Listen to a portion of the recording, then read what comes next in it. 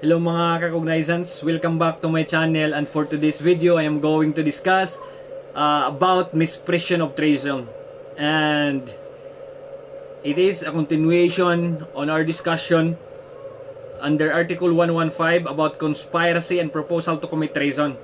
And now we already on Article 116 on the misprision of treason. So I hope you will remember and understand about our previous discussion, because this discussion or this topic has a direct connection to our previous topics. So let us proceed. So when you talk about misprision of treason, it is committed by a person who owes allegiance to the government, not being a foreigner. Of course, it should be a Filipino citizen. When you talk of government of the Philippines, kinahanglan si offender is kinahanglan exercise siya allegiance. Based on our previous discussion, when you talk of allegiance, na siya obligation nga with fidelity and obedience to the government. Say for example, government of the Republic of the Philippines.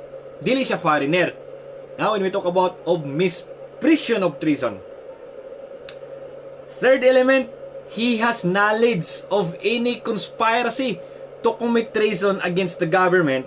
And fourth, he conceals or does not disclose the same to the authorities in which he resides.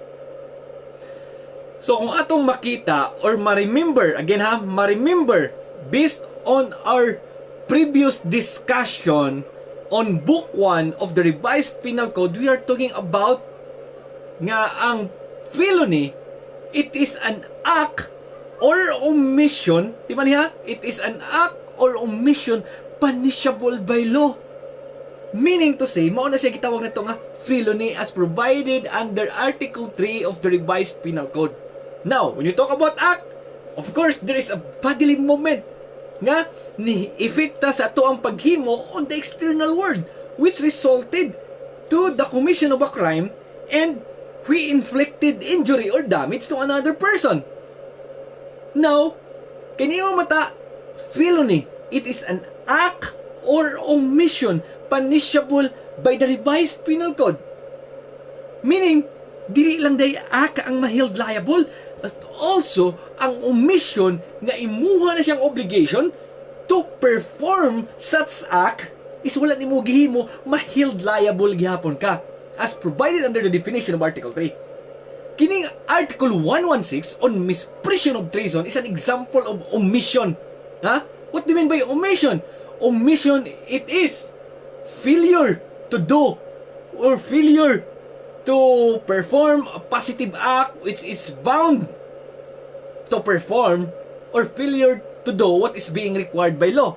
You are required by law to report to any or to report kung naa kay knowledge about conspiracy to commit treason, imong ipahibaw ngadto sa government or to the personalities as provided under Article 116.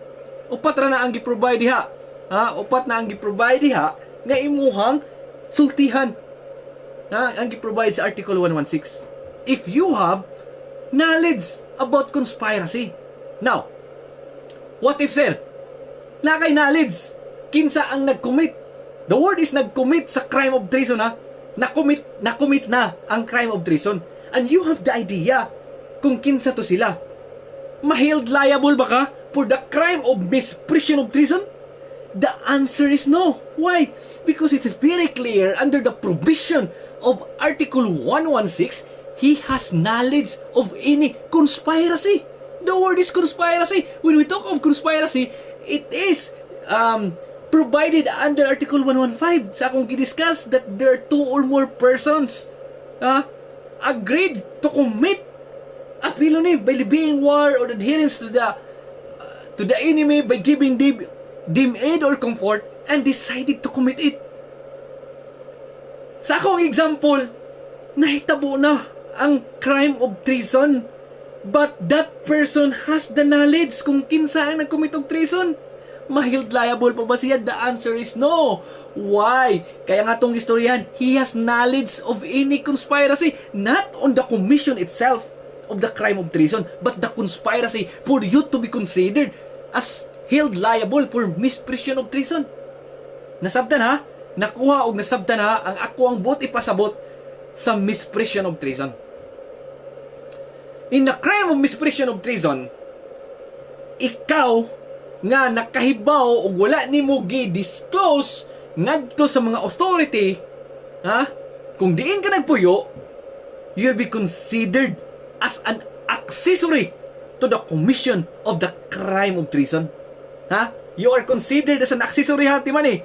You are considered as an accessory for the crime of treason, which is provided under Article 114, but you are considered as a principal for the crime of misprision of treason. Because misprision of treason is separate and distinct crime of Article 114 of the RPC. I hope you understand, ha? Since we already discussed, Mansad, about the principal, accomplice, and accessory as provided, ha? Under sa Book 1 sa Revised Penal Code. I hope you understand based on my previous discussion. And if nakalimot mo, you can, ha? You can go over sa mga uploaded videos for your reference.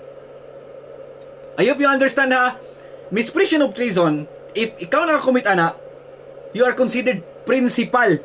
Hindi ba niya? You are considered as principal for misprision of treason, but you are considered as an accessory of the crime of treason. Therefore, in imposing the penalty 2 degrees lower, ha? 2 degrees lower from the crime of treason. Say, for example, kung ang nakakomit is a Filipino citizen and the penalty imposed, example lang ha, the penalty imposed is reclusion perpetua, then 2 degrees lower because you committed the crime of misprision of treason, and misprision of treason is considered as an accessory to the crime of treason. Therefore, 2 degrees lower. Reclusion perpetua, reclusion temporal, prison mayor. So you will be held liable for the penalty for prison mayor kay 2 degrees lower from the crime of treason. Nasabtan ha? Baliko na ko para dili maglibog.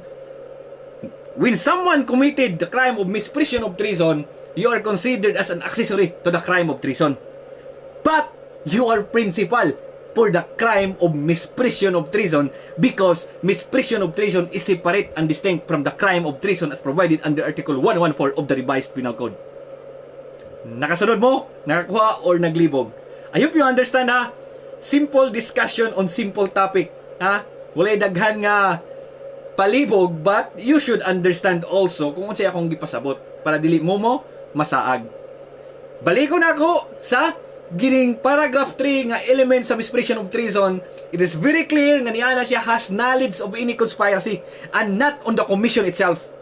Ha? Conspiracy ang gingon. Conspiracy to commit treason. Dili kay nahitabo na ang treason, nakahibaw ka o kinsa ang ni-commit sa treason, o nya wala ka ning divulge ana, wala kang disclose ana, di ka ma-held liable. Why? Di ka ma-held liable for misprision of treason kay klaro kaayo under Article 116 nga niana siya has knowledge of any conspiracy to commit treason. The word here is conspiracy, not the commission itself. Ha? Okay, I hope you understand. So, important notes to remember. Offender is punished, as I have mentioned, as an accessory to the crime of treason. But it is actually principal to this crime. Diba? Niyan ako, principal ka for misprision of treason, because misprision of treason is separate and distinct to the crime of treason as provided under Article 114. Crime doesn't apply if crime of treason is already committed and it is not reported.